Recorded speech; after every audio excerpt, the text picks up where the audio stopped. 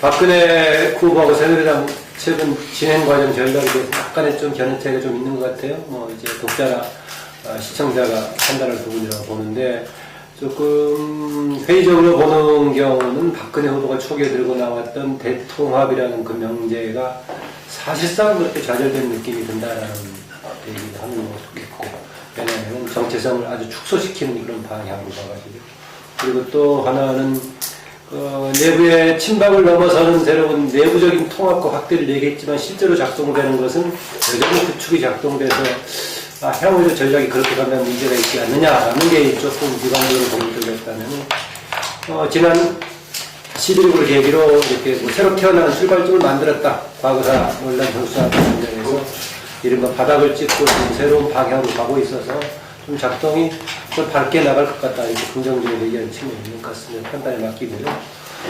이제 문재인 후보 쪽으로 우리가 논의를 좀 민주당과 문재인 후보 쪽으로 넘어가 봐야겠는데, 문재인 후보 관련해서 초반에 약간 상반된 얘기가 나왔어요. 이택수 대표의 경우에는 특히 단일화 주도권을 비롯해서 조금 향후에 좀 전망이 좀 괜찮은 것 같기도 하다. 이런 구조적인 조건으로 봤을 때 주도권을 강화할 가능성이 있다. 지금은 조금 뭐 경합이나 좀 밀리거나 그런 상황이지만 그런 가능성을 얘기했는데, 또 초반에 나왔던 오히려 민주당과 문재인 후보의 잘못된 방향, 독자적인 주체적인 전망을 세우지 못했던 부분이 후보 단일화 과정에서 조금 안 좋게 작동하고 있는 것 같다, 이런 얘기까지 나왔었는데, 조금 더 구체적으로 문재인 후보가 다른 얘기를 아주 본질적인 문제를 좀 제기를 하면, 범야권 신선으로 말해서 범야권이 조국 교수가 그 진보 집권 10년 플랜인가 뭐 최근에 냈었습니까, 그죠? 10년이라는 의미가 지금에서 다시 한번 제가 생각해 보게 되는 게, 일단은 뭐 SNS가 강화되든, 그 다음에 뭐 온라인이 강화되든, 정당 형태가 바뀌든 간에 범진보 지정이 이 대선을 거치면서 고민해야 될 문제가 좀 지속 가능한 정당을 만들 필요가 있다라는 느낌을 좀 강하게 받습니다. 그 얘기는 뭐냐면, 문재인 후보 역시도 정당 아이덴티티가 명확하지 않느냐. 그러니까 50년, 60년 역사를 갖고 있는 정통 야당의 대통령 후보로서의 자기 존재감, 자기 긍정성, 자기 확신, 이런 부분이 생각보다 덜했다라는 것이 첫 단추를 좀 잘못 깨는 안철수 후보 경쟁에 있어서 그거를 좀 착용했다라는 느낌을 버릴 수가 없다. 쉽게 말을 하면, 나를 중심에 놓고 중도층의 강점있는 안철수를 흡수했다는 강한 기운, 당당한, 뭐 이 부분이 약하니까 어떻게 되느냐 하면, 어떤 수식, 레토릭을 앞세워서 또 이 정당도 한시정당이라는 것을 사실상 자기만이 만들고, 민주통합당 후보가 되었음에도 불구하고 이 정당도 범야를 아우르는 정당이 아니다라는 것들을 전제로 깔아버리기 때문에, 그 지금 나온 게 세력과 세력이 또 합치자는 얘기입니다. 그러면 진보진영 범야진영에서의 민주당이라는 존재가 완화됨이라는 것을 자인하기 때문에 그 경선조차도 하나의 절차에 불과했지 이것이 최종적이지 않다는 것을 끊임없이 여러 가지 단일화를 통해서 고백하는 형태가 됨으로써 결과적으로 안철수 후보와의 단일화 경쟁에서 주도권을 잃게 되는 좀 철학적 뿌리로서 작용한 게 아니냐. 그래서 자존감이 너무 약했다. 그 다음에 자신감도 없었다. 내가 민주당 후보로서 박근혜를 꺾을 수 있다라는 전제 아래서 후보가 강하게 드라이버를 당내서, 그건 여러 가지 측면에서 들어가는 게, 첫째, 우리가 항상 그렇게 후보가 되면 대통령에서 후보 중심으로 당이 돌아간다고 하잖아요. 그럼 거꾸로 얘기하면 후보가 완벽히 당을 장악해냈어요.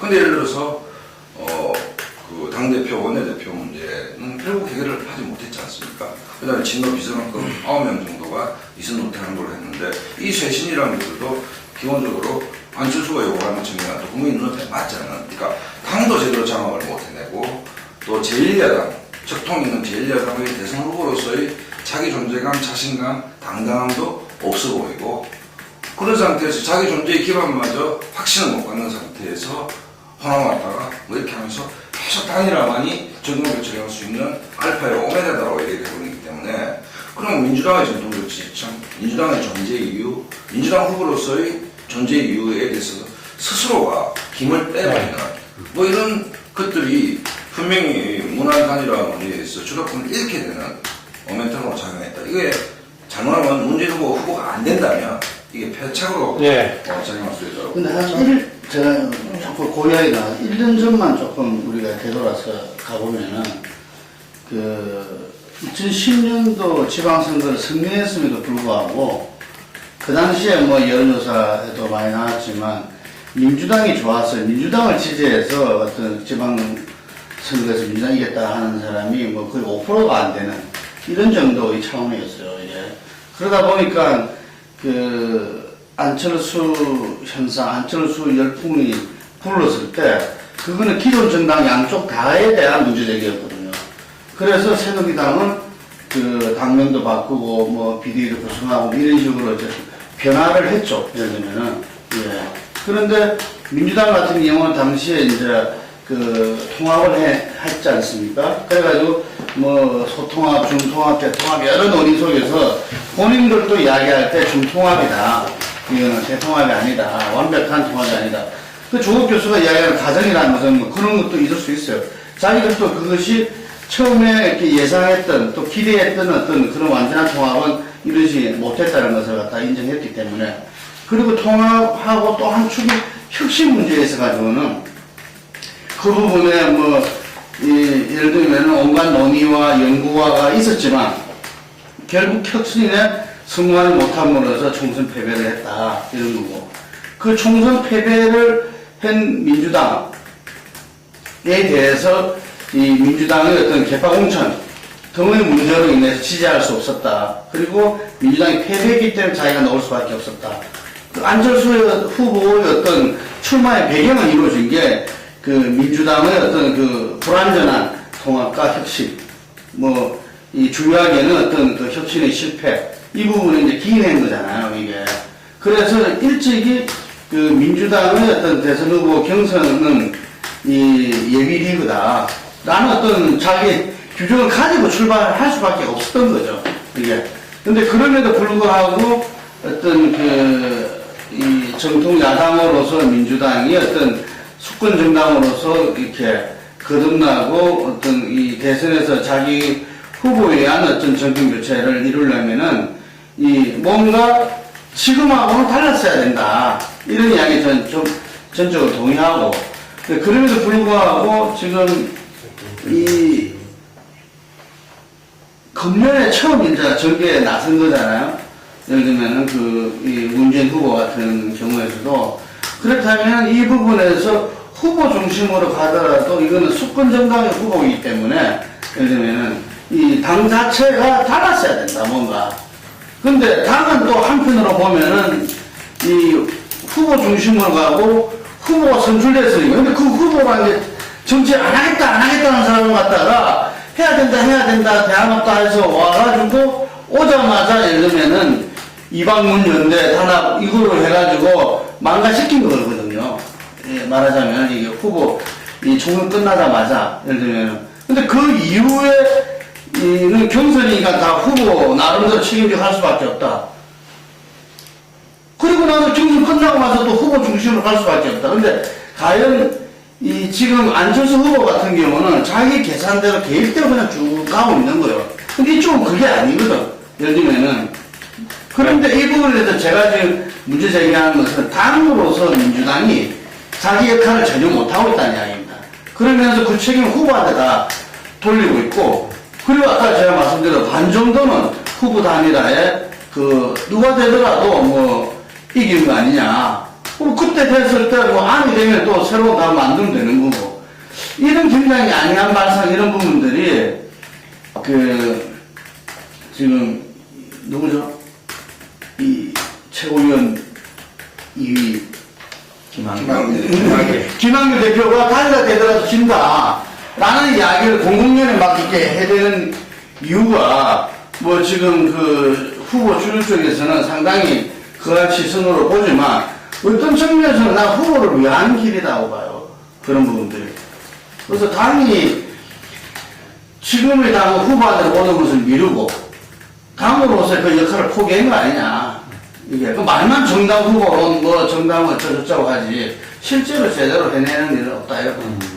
새누리 박근혜 후보에 비해서 엄청 지금 문제가 많이 오히려 이렇게 듣고. 그렇죠. 당내으로 보면. 김상원 박사하고는 좀 이제 다른 이제 의견인 부분인데요.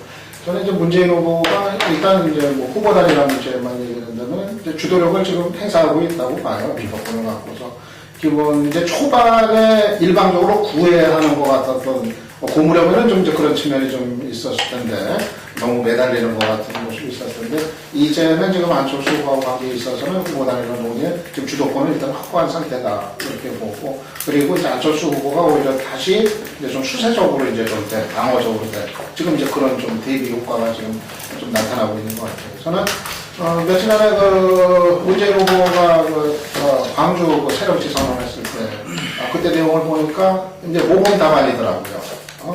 진작에 이렇게 했었으면 그때 얘기한 게 후보단이라 얘기도 하고 자신과 민주당은 모든 기득권을 다 내려놓겠다 뭐 그런 얘기를 하고 또 이 안철수하고 자신은 민주당은 계속 같이 가야 되는 관계다. 집권을 하더라도 같이 가야 된다는 뭐 이런 얘기 같은 거 사실 뭐 거의 뭐 모범단이라고 생각이 드는데 저는 이제는 좀 문재인 후보가 좀 제자리를 찾았다고 봐요. 제자리를 찾아서 지금 행보를 제대로 지금 가고 있는 이런 상태라고 보고 다만 그거가 이제 좀 늦게 그렇게 이제 됐다는 거. 진작부터 이제 그랬었더라면 그래도 좀 더 다른 위치가 가능하지 않았을까 하는 생각인데 오늘 아까 이제 김문구 대표도 얘기했지만은 사실은 좀 그 민주당의 어떤 황골 탈퇴 이거를 결국은 문 후보가 문재인이 이거를 선도를 하면서 진작부터 선제적으로 이거를 이끌었어야 된다 이렇게 이제 봐요. 사실은 거슬러 올라가면은 4.11 총선 패배 직후부터 사실은 문 후보 입장에서는 정말 이번 대선에서 그런 패배를 다시 반복하지 않기 위해서는 민주당이 어떻게 바뀌어야 되는지 혁신이 돼야 되는지 그거를 분명하게 제시를 하면서 그 변화를 선도를 했어야 될 그런 이제 위치였었는데 결국은 이제 그 문제에 관해서 그냥 녹먹고 있다가 나중에 이 쇄신 문제가 안철수 후보에 의해서 제기가 되면서 그거를 받아서 이제 늦게 발동이 걸리는 이런 형국이 이제 됐던 거. 아무래도 지난 과정에서 이제 그런 이제 문제가 있었다고 이제 보고요. 그리고 이제 그 뒤늦게 이제 발동이 돼가지고 예를 들어서 뭐 참여정부 인사들 이선 퇴진이라든가 여러 가지 조치들도 이제 나오고 정치 혁신에 관한 의지도 표명이 계속되고 나오고 이제 그러고 있는데 예를 들어서 이제 지도부 사퇴 문제 같은 경우도 사실은 저는 문재인 후보가 결단을 좀 내렸어야 되는 문제 아닌가 이제 생각이 이제 들어요. 지금 현 지도 체제의 그 사퇴 문제 같은 경우도 물론 현실적으로 굉장히 어려운 대안이 또 어떻게 될 거냐 딜레마가 있을 수 있는 문제이기는 한데 근데 그거는 해결의 방법이 사실은 있고 굳이 김한기 체제가 불편하게 들어서지 않더라도 다른 방식으로 후보가 정권을 갖고 운영할 수 있는 다른 방식은 충분히 또 만들면 이제 가능한 거니까는 그래서 부차적인 문제 때문에 정말 어떤 지금 또 핵심의 문제 어떻게 보면 기득권을 내려놓는다는 거에서 상당히 상징적인 장면이 될 수 있는 이런 부분을 그냥 또 놓고 갔던 거 아닌가. 뭔가 좀 더 문재인 후보가 예상을 넘어서는 좀 파격적인 정말 저렇게까지 꼭 해야 되는가 하는 얘기가 나올 정도로 그런 모습을 보여서야 사실은 이 안철수 후보하고의 어떤 그 쇄신 경쟁에 있어서도 사실은 더 우위를 분명히 점할 수 있었을 텐데 아마 그런 부분은 좀 굉장히 좀 지난 얘기지만 이제 미진했던 것 같은데 이제는 좀 어느 정도는 좀 제자리를 찾는 행보는 좀 가고 있는 것 같아요. 네, 이대 얘기하시긴 전에 나온 김에 잠깐 추가 질문 드리자면 그러니까 너무 정치 쇄신을 수세적으로 했다는 점에서 한계가 있지만 광주에서의 선언 같은 경우에는 좀 아주 새로운 국면도 잘 돼가는 것 같아 있었는데 광주에 제가 느낌이 그랬기 때문에 물어봤었는데 이번에 기득권 포기라는 것이 사실상 당 내부에서의 기득권 포기가 아니라 광주에서의 공천제기란 거거든요. 광주 지역에서 공천제기를 했는데 그것이 포기에 따라서는 오히려 지난번 4.11 공천 때도 쇄신한다고 하면서 호남권 사람들 물갈이로 나왔는데 그게 지금 호남권에서의 불만이 내부의 공천 문제가 불만인가 민주적인 당내 민주주의를 위해서는 그렇게 하는 게 당연히 바람직하지만은 호남권에서의 불만은 오히려 지지는 호남에서 구하면서 당의 후보와 주도권이 오히려 호남하고 무관한 이런 느낌을 주는 것이 오히려 핵심인데 호남의 공천 과정을 좀 기득권 내려놓겠다. 이것은 지난번에 4.11 공천 때 했던 패착하고 비슷한 얘기를 반복한 게 아닌가 이런 느낌이 있는데요. 조금 더 구체적으로 들어가 보면 지금 호남 현역의원 포함한 민주당 의원들이 여기서 거꾸로 저기 딱 껴놓고 얘기하고 문 중심으로 일사불란하게 움직인다고 저는 전혀 보지 않거든요, 사실은. 그러니까 관망하는 것이죠. 아까 김동관 대표 말씀하셨듯이. 두 번째는 뭐냐면 오늘 심각하게 느껴야 될 대목이 역대 대선을 보면 야권이 DJP 연대를 보더라도 야권이 최단합치고 그러니까 IMF라는 어떤 최고의 그거 그 다음에 여권 후보인 병역 비리를 최고 작살이 났을 때 한 30만 표이겠습니까? DJ가. 네, 그때 39만. 40만 표 정도. 그 다음에 2002년도하고, 그러니까 노무현, 2000년도에 노무현과 지금의 문재인, 단일으로 문재인 된다고, 일단 전자에서 보면, 결국 투표율이라고 할 거예요. 이게 투표율은 에너지가 있어야 투표장을 끌고 나가는 거니까. 그때 보면, 일단, 아까 정치한 지 문재인은 1년 정도밖에 안 되는데, 낙동강 전투에서 성공했다고 보는데, 노무현은 정치 역사 자체가 지역주의 극복을 하나 있고, 자기 브랜드가 바보 노무현처럼 그래 돼 있었고, 두 번째, 후보가 되는 과정에서도 드라마가 있었고, 이인재 대선학계는. 그 다음에 의제, 아젠다 역시 굉장히 그 당시 보수층이 곤혹스러워할 정도의 도발적 아젠다를 제시를 했고, 또 드라마를 완전히 만들어요. 그 다음에 정몽주하고 단일화도 다 불리하다는 걸 그냥 끝에서 딱 손는 형식으로. 그러니까 뭐 이런 걸 통해서 야권이 동원할 수 있는 에너지를 최대한 끌어냈고 엄청난 투표율을 만들어냈단 말입니다. 그래서 한 50만 표이죠. 결국은 야권 입장에서는 감동의 단일화뿐만 아니라 모든 것이 결합되는 조건, 거기다 후보가 지금 박근혜 과거사하고 비교가 안 될 정도로 아작이 났다니까. 이해창이가 병역 문제 가지고 그걸 이쪽에서 모든 변수를 다 결합해놓고 이쪽에서 최악의 상황을 전제로 했을 때 한 50만 표에서 결론이 난다라고 여기서 그러고 본다면 과연 지금의 문재인이 2000년도의 노무현만큼의 에너지를 가지고 스토리를 가지고 드라마를 가지고 있느냐? 저는 아니라고. 좀 구도가 다른 면도 있죠. 물론 있겠지만. 그래서 가장 근본적인 차이는 뭐냐면 문재인 후보가 정치 지도자로서 훈련되지 않았다라는 측면이 본질적이다. 이태규 대표는 상당히 새로운 힘을 좀 느끼는 것 같다는 그런 아까 표현을 하신 것 같은데. 네. 그 말씀드리기 전에, 저는 문재인 후보, 진영에서 주도권을 잡지 못하고 초반에 구애에 나섰던 부분은, 일부분은, 못한 측면도 있지만, 좀 긴 호흡을 갖고 안 한 측면도 있다고 봐요. 왜냐면, 안철수 후보가, 대권 출마선을 좀 늦게 했고, 정당도 없고, 그러니까, 사실, 예측이 좀, 어려운, 후보 꼭 캠프라고 봤던 것 같아요. 어떤 야권 단일화도 과연 할 수 있을 것인지, 아니면 안 하고 3자 구도로 갈 수도 있다는 전망이 있는 상황에서, 지난 경선 때부터 최근까지 문재인 후보의 워딩을 보면 과거적인 안철수 후보를 자극하지 않고, 우리 편이라는, 우리 감정을 갖게 하는 그런 스탠스로, 이어져 왔단 말이에요. 근데 최근 들어서 이제 안철수 후보 측의 정치 개혁안을 내세웠던 거에서 이제 다 반론을 제기하면서 이제부터는 조금 선을 그으면서 본격적인 경쟁 구도로 간다는 어떤 그런 느낌을 받았는데요. 바로 그런 지점에서 지지율 구도에서 미세한 변화가 나타났다. 지금 여론조사상에서 야권 단일화 후보를 묻는 질문에는 새누리당 지지층이 역선택 논란이 여전히 개입이 되어 있기 때문에 조사 결과로 조금 차이가 있는데 다자구도를 그런 차원에서 이제 관심 있게 봐야 되는데요. 다자구도를 묻는 질문에서는 박근혜 후보 지지자들 박근혜 후보를 무조건 지지한다고 밝히는 상황이라고 전제한다면 안철수 대 문재인 구도가 불과 한 달 전에는 그때도 격차 크진 않았는데 27대 23 정도로 안철수 후보가 한 4 내지 5% 앞서고 있었고요. 근데 저희가 어제 그제 상황은 특히 이제 그제 상황은 문재인 후보가 안철수 후보를 다자구도에서 0.1% 앞섰고 어제는 다시 24.8대 24.8로 동률이에요.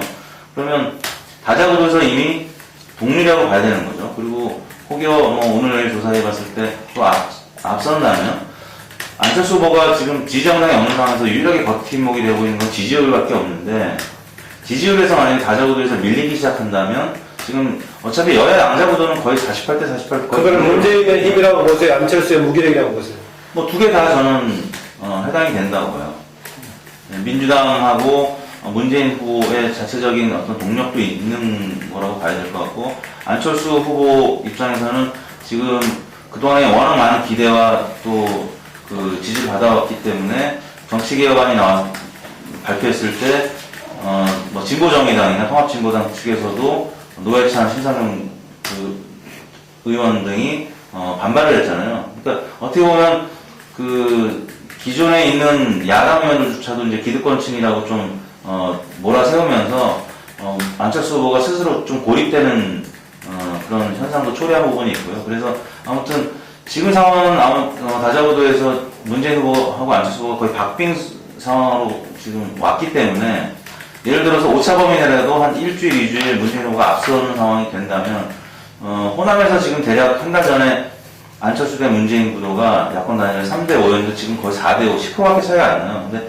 전략적인 투표를 하는 호남 지지층이 다자구도에서 문재인이 앞서기 시작한다는 모드를 보기 시작하면 제가 볼 때는 동률로 갈 수도 있고요. 이러면 안철수 후보가 유독 지금 관심 기울이고 있는 단일화 그 방식으로서 여론조사에서도 불리한 구도가 될 수밖에 없고요. 그러면 급격하게 뭐 11월 초순 중순 되면 문재인 후보 쪽으로 야권 표심이 움직일 수 있다, 무게중심이 움직일 수 있다, 그렇게 보여지기 때문에 제가 볼 때는 문재인 후보 진영에서는 기노로 왔던 지금 상황이 대략 또 한 3주 정도 남아있단 말이에요. 단일화 그 마감 시한인 11월 25일에 26일까지가. 그러니까 제가 볼 때는 이 정도 기간이면 충분히 역전이 가능한 상황이라서 제가 볼 때 안철수 후보 입장에서 굉장히 좀 어려운 상황이 될 수도 있다. 그 박상훈 박사하고 상반되나요? 뭐 상반이 없나요? 상반이라기보다는 그러니까 지금 이제 박근혜, 문재인 안철수 따로 떼서 지금 얘기를 하고 있는 장면인데 아쉽다는 것은 아까 말씀드렸듯이 기본적으로 이게 정치의 영역이라는 것이 이 퀸학과 연녀의 세계는 아니다라고 봅니다. 그러니까 지도 리더십이라는 것은 기운이고 새로운 시대를 뚫고 나가는 힘이라고 봐지는데 노무현이 2006년도에 다 엎어내면서 될 수 있었던 문제, 뭐 노무현도 중간에 10%대로 빠지고 반환력까지 있고 하지만 또 뭐 차라리 MB도 압승했다지만 BBK 때문에 골라갈 수도 안 있었으니까 박근혜도 뭐 대선을 모두 지금 고전하고 있듯이 결국은 대선이 그냥 공짜로 안 주어진다면 그거를 뛰어넘는 그 무엇을 국민들이 요구한다고 봐요.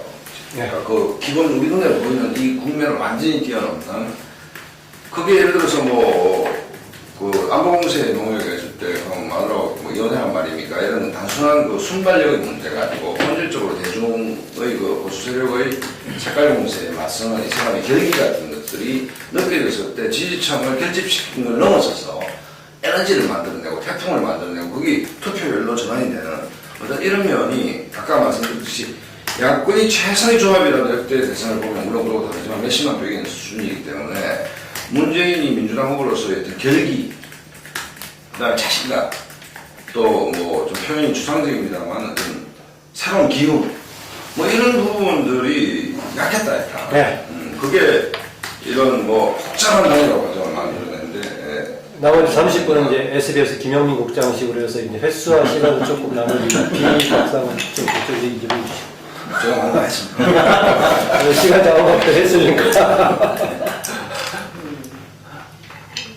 뭐 문재인 관련 문자 관련 추가 말씀하시고 아니면은 안철수와 정치 쇄신 복합해서 넘어가도 되고. 안철수 얘기하고 뭐 단일화 얘기하고 그러죠. 그렇게 넘어가시죠. 안철수는 일단은 뭐 지금 처음에가 안철수 그러니까 후보로 이제 정식으로 출발하기 전에 안철수 강풍을 생각을 하면은 사실 그 바람이라고 얘기하기에는 상당히 좀 이제 약해진 뭐 이제 그런 느낌이 이제 들어요. 그러니까 뭐 계속 혼전양상 벌이고 있는 것이 일단은 뭐 어떤 3명의 후보 가운데 이제 1명으로 그 정도로 이제 위치가 지어졌기 때문에 당초 뭐 좀 아마 안 오고 스스로 이제 뭐 좀 기대를 했었던 그 정도였던 뭐 강풍까지는 지금 이어지지 못하고 있는 뭐 그런 이제 상황인 것 같아요. 뭐 여러 가지 원인이 뭐 있을 것 같은데 일단은 좀 무소속이라는 어떤 한계 그게 뭐 여러 가지 면에서 좀 드러날 수밖에 없는 현실인 것 같고 특히 그 선거 캠페인과 관련해가지고 당장 문재인 후보만 하더라도 이제 보면은 그날그날 움직이는 게 보면 완전히 이게 좀 딱 틀이 잡혀가지고 정말 그림이 나오는 그런 것들이 하루하루 그게 이제 마련이 이제 되는 것 같은데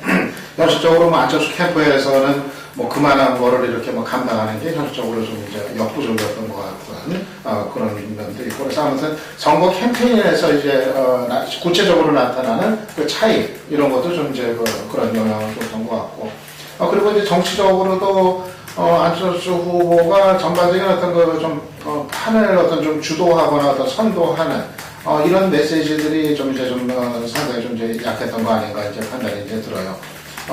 일단은 정치 쇄신안 같은 경우가 이제 좀 그런 카드로서 자신을 좀 내놨다고 이제 할 수가 있겠는데, 자신이 어떤 이슈를 선점하고, 좀 긴장 관계를 정치권과의 긴장 관계를 조성하면서라도 그거를 이제 부각시켜 나가는 거를 이제 꺼내게 됐는데, 근데 그 자체가 이제 또 논쟁의 사안이 이제 되니까, 이 논쟁 중인 문제가 또 가질 수 있는 밖에 없는 어떤 한계, 그 자체가 의미가 있든 없든 간에, 그런 부분에 또 벽에 이제 부딪혀서 그렇게 충분한 효과를 거두지는 못했다고 이제 판단이 이제 되고, 그리고 이제 야권 후보 단일화 문제 같은 경우도, 아무래도 조금 이제 좀 수세적으로 이제, 계속 이제 대처를 이제 하게 되는데, 초반에 계속 NCN으로 일관하면서 수세적으로, 방어적으로 이제 대처를 하다가 일정 시점에서 좀 턴을 했던 것 같아요. 후보 단일화 의사를 이제 본격적으로 하겠다는 밝히면서, 그 대신 후보 단일화 과정이 있게 된다면은, 반드시 이겨서 끝까지 가겠다. 그래가지고 상당히 적극적인 이제 자세로 이제 턴을 했는데, 그러다가 다시 지금 이제 민주당에서 정식 제안이 오자, 그러면서 다시 이제 방어적인 자세로 지금 이제 돌아갔단 말이에요. 지금 이 시점에서의 형국은, 대단히 좀 방어적인 수밖에 없는 상황인 것 같아요. 안 후보 쪽은 지금 한 10일 이후에 논의에 들어갔으면 그걸 원하고 있는 거고, 반면에 오늘 보니까 민주당은 공식 제안을 했더라고요, 오늘. 그런 이 상황에서는 상당히 이제 민주당이 압박을 하고 안 후보가 수세적일 수밖에 없는데, 안 후보가 시간을 더 끄는 거에 관한 명분이 사실은 대단히 좀 취약할 수밖에 없는, 어떻게 든 간에 그게 내부 사정의 문제이기 때문에, 시간이 더 필요하다는 게 내부적인 문제이기 때문에, 지금 어떤 객관화된 어떤 명분으로서는 사실은 좀 취약한 이런 이제 상황이기 때문에, 전반적으로 지금 형국의 후보 단일화 문제 같은 경우는 사실은 좀 그렇게 봐요. 이 시점에서 어차피 안 후보가 후보 단일화 문제 이제 더 이상 수세적으로 이렇게 임할 시점은 좀 이제 지난 것 같고, 이제 승부를 걸 수밖에 없는 거 아닌가. 그게 리스크가 상당히 따른다 하더라도 마냥 늦추는 것이 아니라 이제는 좀 맞받아가지고 적극적으로 선회를 하면서 승부를 같이 거는, 정말 물하고 안이 같이 진짜 어떻게 될지 모르는 그런 어떤 승부로 들어갈 수밖에 없는 거 아닌가 하는 그런 생각이 들어서, 전반적으로 더 좀 적극적으로 안 후보 같은 경우는 좀 선회를 더 해야 될 필요성이 있는 거 아닌가 생각이 들어요. 거기 추가 질문을 제가 포함해서 드릴게요. 안철수 후보가 이제 갑자기 정치권에 등장했기 때문에 이른바 검증 얘기가 나왔었는데, 저는 검증이 나올 때 무슨 딱지니 뭐니 이런 것이 검증의 문제가 아니라 정치 지도력이 어떻게 나타날까, 국정 운영의 향후 캐패시티가 어떻게 나타날 것인가, 이게 관건이라고 봤었는데, 그 과정은 최근에 보면은 정치 혁신안 발표하는 과정에서 일정하게 좀 노출됐다고 봐요. 그랬을 때 판단이 어느 정도 되겠는가, 이거 좀 포함해서 좀 얘기를 해주면 어떠나 그렇습니다. 물론 가장 건건은 지금 후보 단일화가 되겠지만. 쇄신안 혁신안이라는 것이 100% 옳고 100% 틀린, 그러니까 오답과 정답의 문제가 아니고 얼터너티브의 문제고 시대정신의 문제라고 보기 때문에, 쇄신을 해야 된다는 당위에서 어떻게 쇄신해야 된다는 구체로 넘어가는 순간에 논쟁적일 수밖에 없죠. 사실은 이게 옳으냐 그러냐, 이 시대에 맞느냐, 적합성 문제가 나타날 수밖에 없는 주제인 것이고, 그 다음에 지금 한국 정치 현재 정치 사회가 수십 년 동안 진행되면서 정치 쇄신에 대한 웬만한 논의들은 거의 다 이루어진 내용가 나와 있는 그런 상황이라고 봤을 때, 이제 안철수 후보가 하나의 이미지에서 실체로 넘어오면서부터는 일정 정도 꺼질 수밖에 없는 구조비 있었다는 것이고, 저는 오히려 좀 집중해서 보고 싶은 것이 뭐냐면, 들려오는 얘기가 구체적인 얘기를 가지고 얘기하면, 그러니까 박근혜 캠프도 문제가 많고 문재인 캠프도 문제가 많지만 안철수 캠프는 더 개판이다.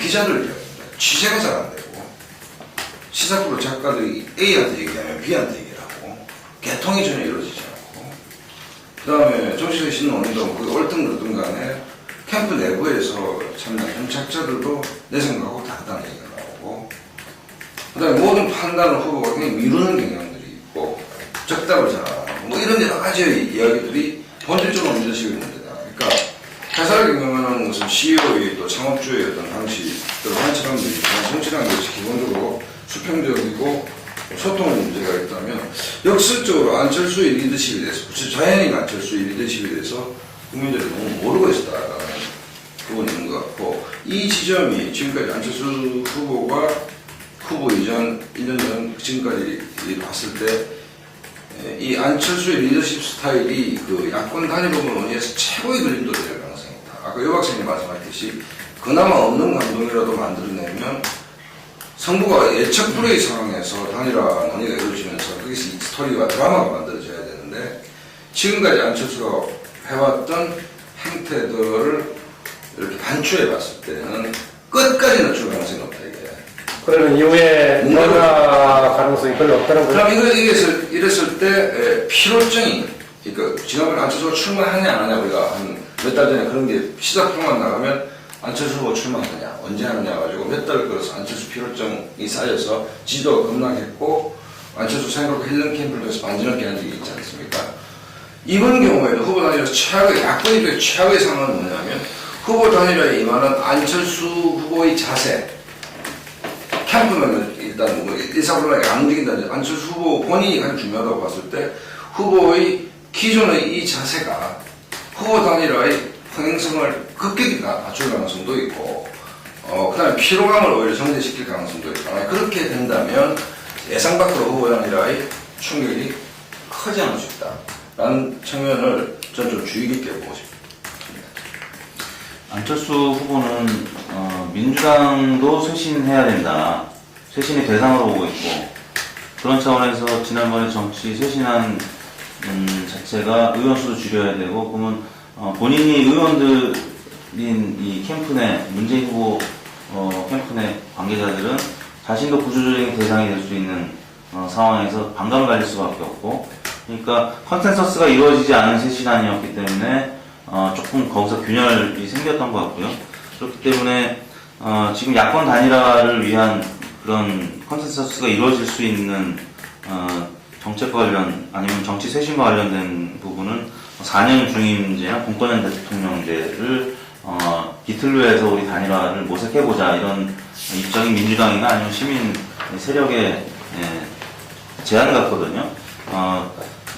바라보는 그 시각이 서로 이제 다른 거죠. 민주당 입장에서는 이번에 단일화를 실패할 경우에는 뭐 국고보조금이란 실리도 이렇게 되고, 또 후보를 못 내면 당의 존폐 자체가 지금 굉장히 우려되는 상황에서 어떻게든 단일화를 해서 안철수 후보의 도움을 이제 받고 그 지렛대 삼아서 정권 교체를 하겠다는 입장이고, 안철수 후보는 민주당 자체도 새누리당과 같이 쇄신의 대상이 포함되고 그쪽에서 모든 기득권을 내려놓지 않으면 단일화할 수 없다. 그러니까 약간의 그런 그 견해 차이가 있기 때문에 지금 단일화의 시점조차도 지금 잡지 못하는 상황인데, 저도 이 박사님 말씀에 이제 그 시점과 관련해서는 공감이 되는 게 11월 25일 단일화 할 거면 어떻게든 11월 초에는 그 틀을 마련해야 되거든요. 근데 안철수 후보 입장에서는 결국 지지율과 관련돼서 이제 우위를 점하고 있는 상황을 유지하려면 최대한 늦게 하는 게 좋을 수밖에 없잖아요. 뭐 서둘러서 할 필요가 전혀 없는 거고, 민주당 입장에서는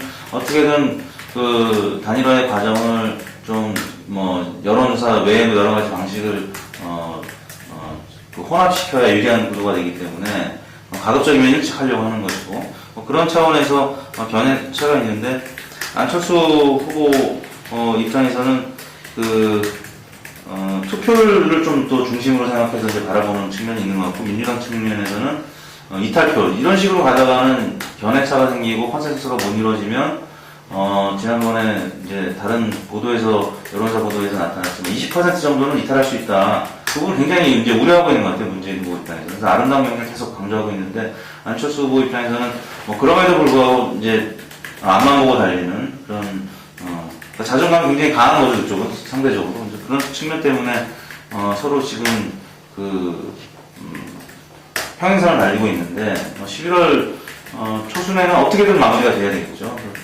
네 분 다 각자 도생은 없다고 봐요? 다 단일화를 끌러 보세요? 예, 각자 도생은 뭐 필패인 게 99%라는 걸 뭐 두고 다 알고 있을 거예요. 전략적으로 지금 갑자기. 근데 그 질문에 대해서 그 질문에 답을 하려면 전제가 필요한데 그 전제는 문재인 안철수 후보에 대한 이해를 전제로 하는 거 아니겠습니까? 근데 사실은 안철수 후보에 대해서 제가 솔직하게 말씀을 드리면 잘 모르겠어요.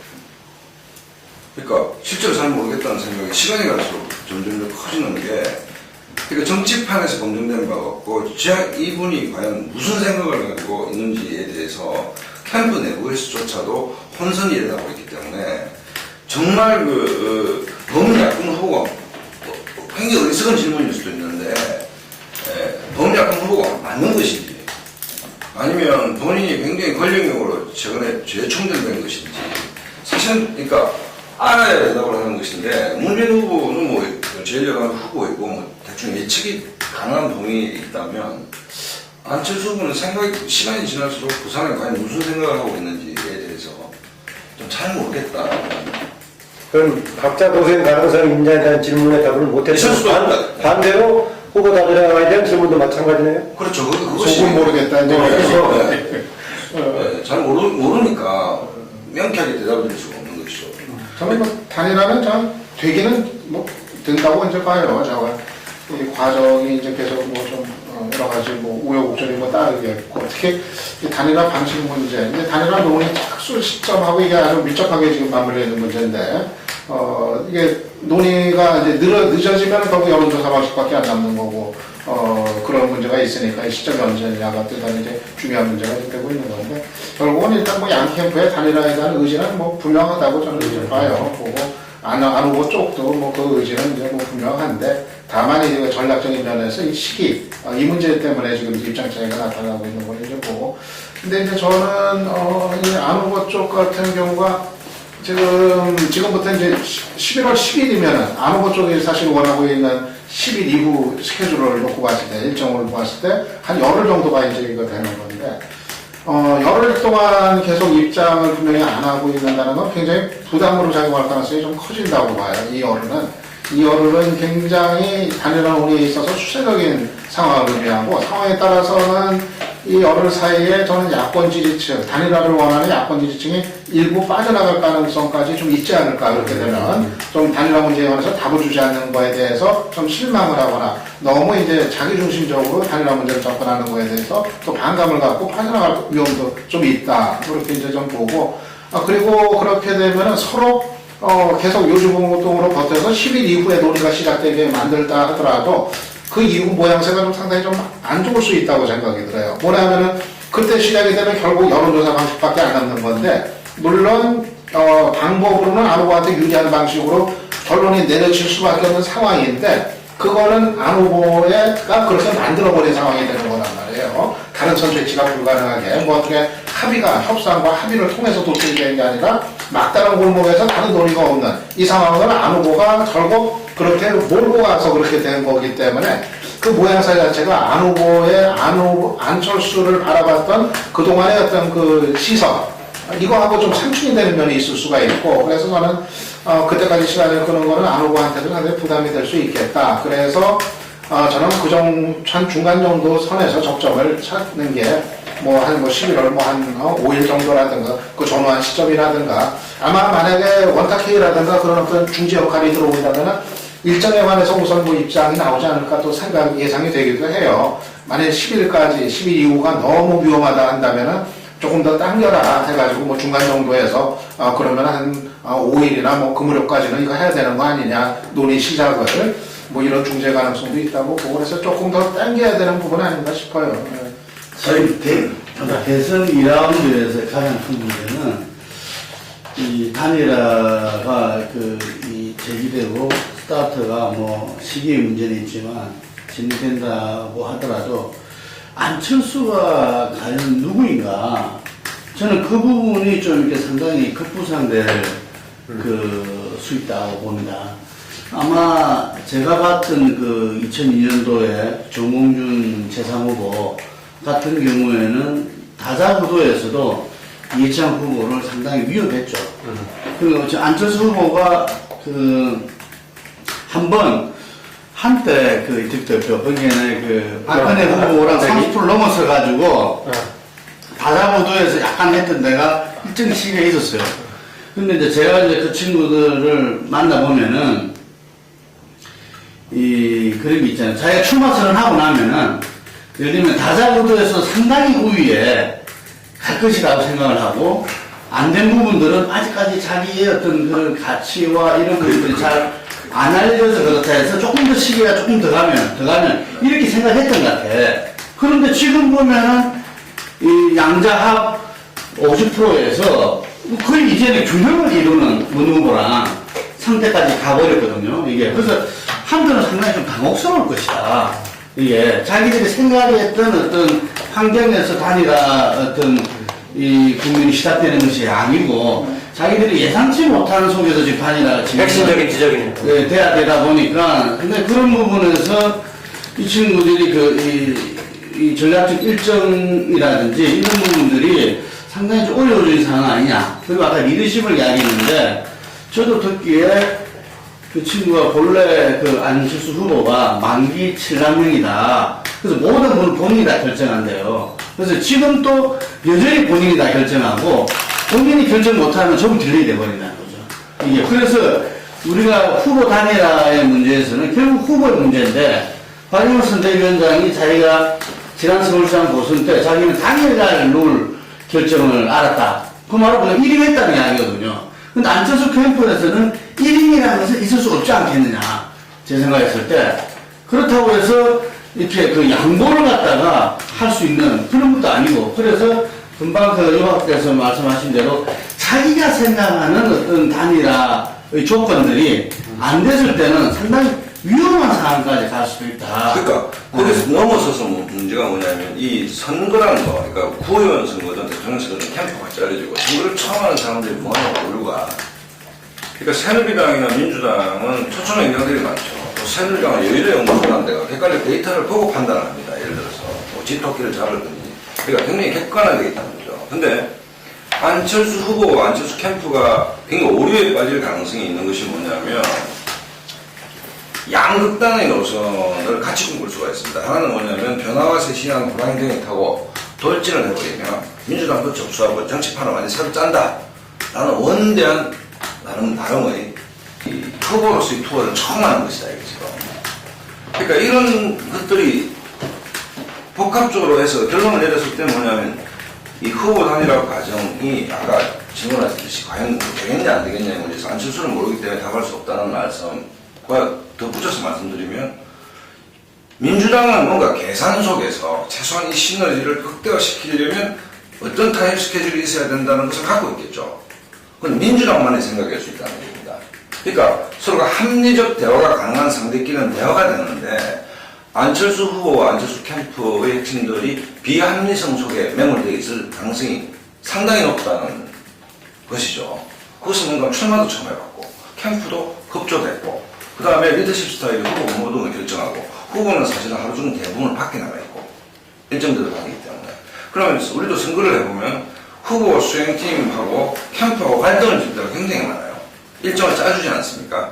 짜주면 후보를 1차 계산하는 쪽에서 왜 일정이 나왔냐 후보가 불평하기 시작하면 후보가 특히 꼼꼼한 스타일이면 나도 선거를 여러 번 치러봤는데 캠프가 죽자고 생각합니다. 후보가 차 타고 A 있다고 스케줄이 다 했을 때 그걸 바로 전달을 하거든요. 일정 픽스를 안 후보가 해요. 아, 그러니까요. 글쎄. 그러니까 여기다가 지금 문제가- 저집도 무소속이고 하기 때문에 더 지금 그러니까 결론부터 말씀을 드리면 후보 단일화 논의가 어떤 경로와 과정 타임 스케줄을 따라갈 것인가의 부분에 상당히 예측이 불가능하다는 것이 뭔가 많은 후보가 갖고 있는 불확실성이 있다 이거죠. 네, 좋습니다. 그 후보 단일화 관련해서는요, 우리가 후보 단일화를 누가 되느냐를 가지고 주로 볼 때, 그 누가 더 경쟁력인지를 보는 게 당연한데, 또 하나, 누가 되느냐에 따라서 혹시 박근혜 후보하고 대치 전선, 대결 구도가 조금 달라질 가능성은 없습니까? 예컨대 문재인 박근혜가 됐을 때와 안철수 박근혜가 됐을 때, 대선에서 성격이 조금 달라질 여지는 없습니까? 똑같습니까? 아니, 달라지죠. 네, 그래서 그 질문들이. 네. 그러니까는, 그, 문재인 후보하고 했을 때는 어떤 전통적인 어떤, 이, 서로의 그, 이, 저는 지금 죄송합니다. 보수와 진보의 어떤 그, 계속되죠. 마지막 멘트 할 거예요. 아니, 앞으로 열심히 불러주시면 참으시겠습니다. 진짜 여기는 앞에 것은 주로 다 생략이 돼버리고 뒷이야기만 나오는데. 아니, 아니, 그래. 아니 12시 반에 네, 죄송합니다. 제가 좀 많이 넣어주십시오. 네.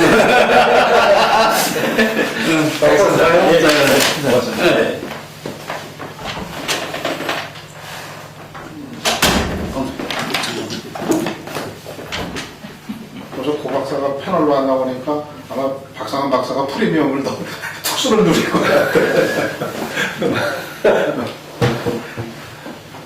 뭐, 그니 그렇네. 이제 두 사람밖에 없는데 한 사람 빠져면 어떻게 하냐, 그 얘기 많이 하잖아요. 그러니까 방송사들이 아니 균형을 맞춰야 되니까 그게 있는데 네, 얘기하세요.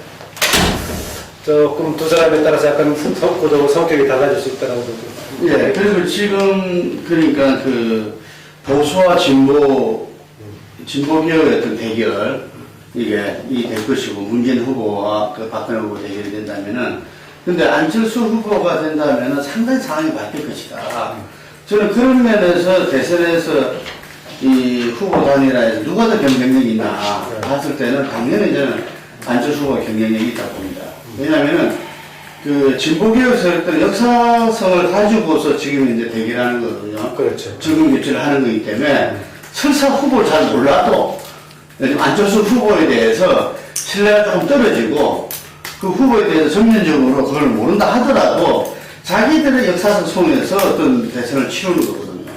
이게 그 다르다고 봐요. 그렇지만 이 안철수 후보가 단일화됐을 때 그 대선의 프레임 자체가 저는 바뀔 수 있다고 봐요. 이게 그렇기 때문에 아마 그 부분들은 이 상당히 그 박근혜 후보 새누리당으로서 상당히 당혹스러울 거라고. 다시 말해서 과거와 미래의 게임이 돼버리는 거예요. 이게. 저는 그거는 뭐, 박근혜 쪽에 그렇게 안 되려고 뭐 앞으로 아젠다를 하고 어쩌저쩌 하고 뭐 여자 대통령도 이야기하고 하더라도 이미 국민들한테는 이번에 과거사라는 이런 부분들이 뭐 넘어가는 것처럼 보이지만 저는 넘어가는 게 아니다. 이게. 그렇기 때문에 안철수 후보가 딱 되는 순간에 이건 과거와 미래의 게임이 돼버린다는 거죠.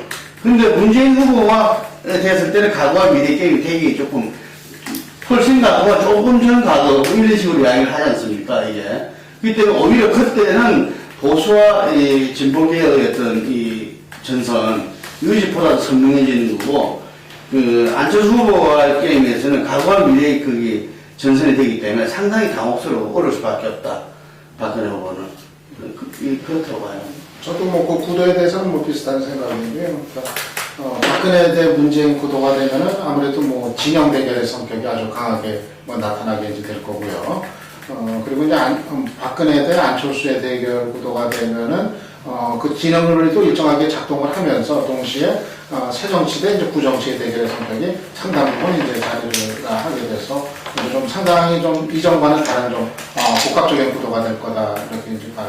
그리고 경쟁력에 있어서는 일단 본선에 간다면은 아무래도 박근혜 후보 입장에서는 안철수가 더 좀 부담이 되지 않겠는가. 역시 그 중도층의 어떤 그 흡입력 그 차이에 있어가지고 저는 이제 그렇게 좀 이제 보고 다만 예선이 이제 또 다를 것 같아요. 정말 문재인 안철수 야권 단일화 과정에서 과연 누가 이길 수 있을 것인가. 그거는 진짜 뭐 아까 이덕수 대표 얘기 들어봐도 그렇고 실제로 지금 전반적인 그 분위기가 정말 예측 불허 뭐 이런 상황으로 지금 접어들고 있는 거 아닌가 그래가지고 아무튼 뭐 각 단계의 판단이 좀 다르게 나오는 것 같네요. 예. 이렇게 관련 예. 과거와 미래의 대결 구도이긴 하지만 또 한편으로 보면 프로와 아마추어의 대결 구도가 될 수가 있는 거고 안정과 불안정의 대결 구도가 될 수가 있다는 점에서 안철수 후보는 뭐 어느 주제가 작동되냐에 따라서 오히려 유불리가 달라질 수 있네요. 안철수 후보나 문재인 후보나 제가 볼 때 박근혜 후보 입장에서는 단일화된다면 다 버거운 상대인 건 분명하고 제가 새누리당 관계자들 만나도 정말 반반 갈리는 것 같아요. 박근혜 후보 입장에서는 문재인 후보가 어렵다는 분들이 반이고 안철수 후보도 또 반이고요.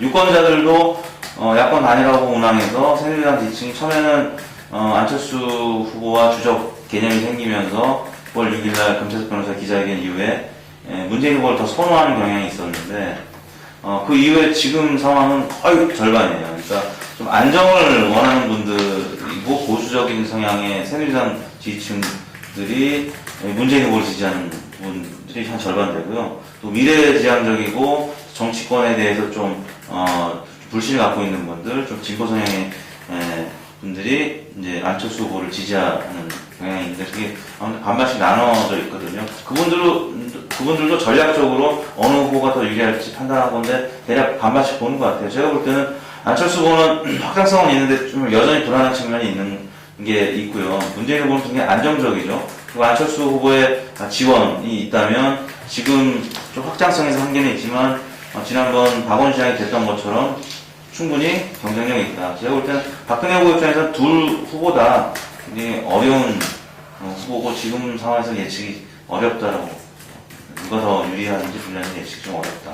네, 그 마지막 이걸로 좀 마무리를 어떤 걸 하고 싶냐면은 지금 계속 거의 어느 시대 못지않게 정치 뉴스 정치 평론이 활발하게 이루어지고 있음에도 불구하고 후보 간의 직접 토론이 없는 상태에서 명확한 쟁점이 부각이 안 되고 있는데 박근혜 후보는 야권 후보가 명확하게 정리가 되지 않은 상태에서는 지금 토론하지 않겠다라고 하고 있는데 선관위는 등록 이후에 지금 일정이 잡혀 있는 거죠? 그죠. 후보 등록 이후에 해야 되는데 그럼 그때까지 안 되겠어요? 뭔가 그걸 해야 될 것 같긴 한데 근데 뭐 동의를 안 하면 뭐 불가능한 글쎄 그런 상태인데 그래도 어쨌든 간에 뭐 이루어지건 안 이루어지건 정 안 되면 후보 등록 이후에 가든 간에 무엇이 조금 쟁점화됐으면 또 한국의 정치를 위해서 또 국민의 판단을 위해서 이것을 조금 토론 과정에서 증명이 되고 쟁점화됐으면 하는 걸 갑자기 얘기하면서 마무리하도록 하겠습니다. 과거 선거에 비해서 그래도 이른바 헛방 공약은 많이 없어진 것 같아요. 747이든 등등의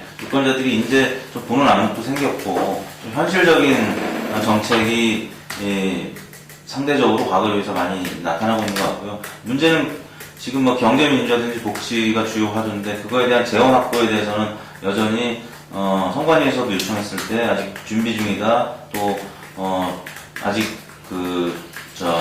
뭐 준비는 돼 있을지라도 발표를 안 하고 있거든요. 그러니까 그런 부분들 관련해서 TV 토론을 하는 과정에서 정말 누가 준비됐는지 안 됐는지 여부가 드러날 것 같아요. 그렇기 때문에 후보 등록 이후에 야권 단일화가 된다면 양자 토론. 그 전에는 뭐 이제 야권 후보 둘 후보 간의 토론이 있겠죠. 단일화를 해야 되기 때문에 제가 볼 땐 토론이 한두 번은 있을 것 같고요. 11월 25일, 26일 후보 등록한 이후에는 뭐 이제 여야 이제 토론이 있을 텐데 그런 정책과 관련된 근거, 재원 마련 뭐 등등의 부분을 좀 유심히 봐야 될 것 같습니다. 지금 시점에서 사실 세 후보의 토론은 굉장히 보고 싶어하는 그 욕구들이 강하다고 생각이 되거든요. 세 명을 정말 한번 직접 눈으로 비교를 해보고 싶은 그 욕구들이 뭐 당연히 지금 강한 시점인데, 근데 그게 뭐 세 후보가 지금 뭐 다 합의가 되지 않으면 불가능한 상황이니까 뭐 기회가 이제 없을 것 같고 결국은 나중에 이제 선거운동 기간 들어가서 그때 토론, 그때가 되면은 그게 다자 토론으로 가게 돼 있죠, 아마. 기준에 따라서. 네. 그러니까 의석이 5석 이상인 정당은 나올 수가 있게 돼 있으니까 그때는 아마 만약에 그렇게 되면 이정희, 심상정 후보도 다 같이 가는 뭐 그런 토론이 이제 될 텐데 아마 그거는 이제 그거대로 하더라도 지금 시점에서는 참 3자 토론 이거를 좀 보여주는 게 좀 맞는 것 같은데 전에 역대 대선 생각해 보면은 뭐 이런 적은 없었지 않았는가 좀 그렇죠. 네, 생각이 이제 들어요. 네. 그래서 여러 가지 방법으로 좀 촉구할 필요도 있고 좀 그런 것 같아요. 김동우 대표가 그래서 뭐 지금 일부 언론에서는 뭐 부족하나마 새 후보한테 정책 질이나 이 정치 현안에 대한 질의를 통해서 비교해서 어떤 이 국민들한테 지금 알리기도 하고 하는데 제가 볼 때는 어쨌든 단일화를 한다면은 뭐 지금 안 후보 쪽에서 선호하는 여론조사만을 하더라도 단일화 전 후보 토론, 양자 토론 한 번은 지난번에도 있었잖아요. 그리고 뭐 심상정 후보 같은 경우도 앞에 진보적 단일화를 위해서 참여를 지금 이제 제안했죠.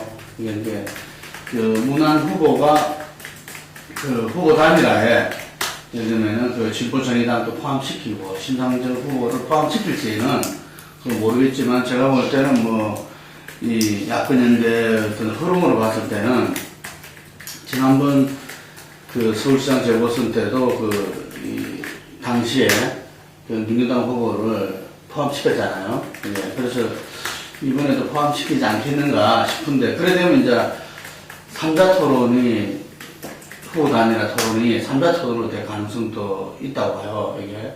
그래서 양자 토론이나 3자 토론이 될 건데, 저는 이제 1차적으로는 그 토론이 2라운드에서는 그러니까 그 박근혜 후보랑은 등록 이후에 벌어질 수밖에 없고, 아마 선거 전략상으로도 안 하리라 봐요, 이게 박근혜 후보가. 그래서 그건 3라운드 정말 본선 나서 될 수밖에 없고, 그럼 2라운드는 후보 단위라 토론회밖에 없는데, 저는 거기에서 지난번에 그 안철수 후보 저기 아주 중요한 이야기를 했다. 그래서 그 상황실장이 뭐냐면은 자기들도 지금 가장 그한게 아까 우리 대표도 했지만 불안하다는 거잖아요. 지금 안철수 후보는 불안하다. 그래서 자기들은 불안한 가운데에서 후보 단위라도 어떤 대선 승리도 없다고 본다. 그 때문에 안정감을 줄 수 있는 그 대통령 후보로서 되어질 것이고, 그게 됐을 때, 국민들한테 표를 달라고 할 것이다. 이런 이야기였어요. 저는 그게 과연 되겠냐. 지금 가장 불안하고 그 경력이랑 하루아침에 되는 게 아닌데, 예를 들면 그런 이야기를 했었는데, 그 말을 바꿔서 이야기하면 그 정도로 자신감이 있다는 이야기입니다. 본인은.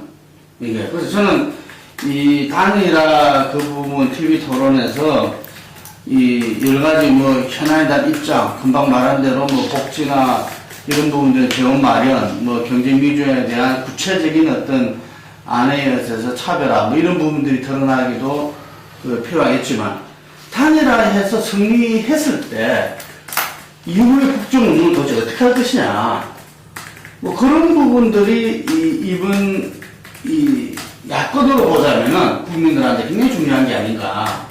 단일화에 참여, 그 다음에 이후에 어떤 본선에서의 어떤 지지, 이런 부분들이 있어가지고, 왜냐하면은 야권 후보 단일화가 결과적으로 다 실패했다. 이런 것들이 지금 이제 짙게 깔려 있거든요. 이게 문재인 후보로서는 경쟁력이 파워가 좀 약한 것 같은데, 안철수 후보로는 당선됐을 때 이후에는 엄청난 혼란, 특히 노무현 참여정부에 대해서 조금 부정적인 인식을 갖는 사람들한테서는 오히려 그때보다 혼란이 더할 것이다, 이런 말들이 많단 말이죠. 그래서 이번 단일화 TV 토론에서 저는 앞에 그런 부분도 중요하지만 단일화 이후에 어떻게 이 선거를 풀어갈 것이고, 중요하게는 당선되는 이후에 국정 운영을 어떻게 나갈 것이냐. 그게 이제 공동정문을 무슨 총리를 갖다가 서로 나눠서 하고 저저 이런 문제가 아니고, 그 문제를 누가 먼저 제기했잖아요. 만약에 대통령도 부산인데 총리도 부산이냐. 우리가 지역 통합이 중요한 과제인 나라인데, 그런 부분에서도 너무 그렇게 기계적으로 할 게 아니다. 하여튼 간에 그것이 새로운 정계 개편을 통한 어떤 되든 간에, 어쨌든 간에 굉장히 중요하고, 그게 준비되어 있지 않으면 안 된다. 이런 이야기 들으고 싶습니다. 오늘은 김문구 대표가 상당히 또 새로운 얘기들을 많이 해주셨어요. 아까 안철수 후보가 초기에 가지고 있던 단일화 발상, 다자구도에서 승리하는 쪽으로 계속 염두에 뒀다가 지금 상황이 바뀌었다는 지적도 상당히 공감한 부분 같은데요. 마지막에 지적해 주신 지금 현재는 단일화 자체에 대한 데 초점을 두고 있는데, 단일화가 결국은 시너지를 내는 단일화가 되기 위해서는 이후의 국정 구상에 대한 조금 국민들의 설득력 있는 것을 내세워주는 그런 것이 필요할 것 같다. 여기 한 것을 공감하면서 오늘 좌담 토론을 마무리하겠습니다. 네.